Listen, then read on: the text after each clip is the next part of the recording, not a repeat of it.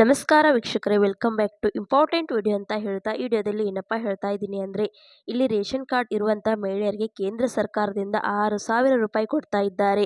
ಹಾಗಾದರೆ ಈ ಒಂದು ಯೋಜನೆ ಹೆಸರು ಏನು, ಯಾವ ರೀತಿ ಅರ್ಜಿ ಸಲ್ಲಿಸಬೇಕು, ಲಾಸ್ಟ್ ಡೇಟ್ ಏನಾದರೂ ಇದೆಯಾ, ಎಲ್ಲನೂ ಕೂಡ ನಿಮಗೆ ಪಿನ್ ಟು ಪಿನ್ ಡಿಟೇಲ್ ಆಗಿ ತಿಳಿಸ್ಕೊಡುತ್ತೇನೆ. ನಿಮಗೆ ವಿಷಯ ಕ್ಲಿಯರ್ ಆಗಿ ಗೊತ್ತಾಗಬೇಕು ಅಂದರೆ ವಿಡಿಯೋನ ಕಂಪ್ಲೀಟ್ ಆಗಿ ನೋಡ್ತಾ ಹೋಗಿ. ಹಾಗೆ ನಮ್ಮ ಚಾನೆಲ್ನ ಯಾರು ಸಬ್ಸ್ಕ್ರೈಬ್ ಮಾಡಿಕೊಂಡಿಲ್ಲ ಇನ್ನೂ ಸಬ್ಸ್ಕ್ರೈಬ್ ಮಾಡಿಕೊಳ್ಳಿ.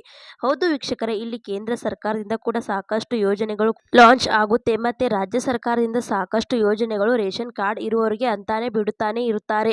ಆದರೆ ನಿಮಗೆ ಆ ಒಂದು ಇನ್ಫಾರ್ಮೇಶನ್ ಸಿಕ್ಕಿದಾಗ ಮಾತ್ರ ಕರೆಕ್ಟ್ ಟೈಮ್ ಅಲ್ಲಿ ಆ ಒಂದು ಯೋಜನೆಗಳು ಅರ್ಜಿ ಸಲ್ಲಿಸುವುದಕ್ಕೆ ಸಾಧ್ಯ. ಅದಕ್ಕೋಸ್ಕರ ನಿಮಗೆ ಕರೆಕ್ಟ್ ಆಗಿರುವ ಯೋಜನೆಗಳ ಅಪ್ಡೇಟ್ಸ್ ಬೇಕು ಅಂದ್ರೆ ನಮ್ಮ ಚಾನೆಲ್ನ ಸಬ್ಸ್ಕ್ರೈಬ್ ಮಾಡಿಕೊಳ್ಳಿ.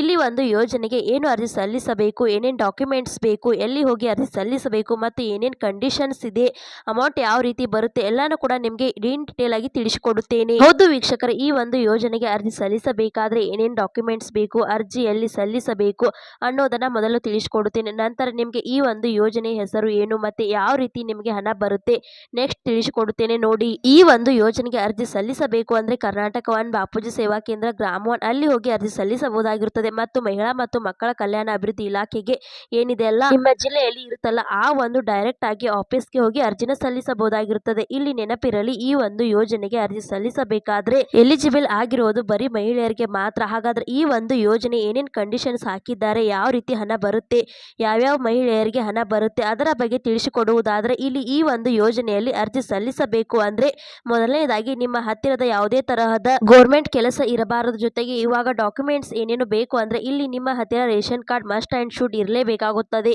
APL ಅಥವಾ BPL ರೇಷನ್ ಕಾರ್ಡ್ ಇರಲೇಬೇಕು. ಜೊತೆಗೆ ನಿಮ್ಮ ಆಧಾರ್ ಕಾರ್ಡ್ ಬೇಕಾಗಿರುತ್ತದೆ.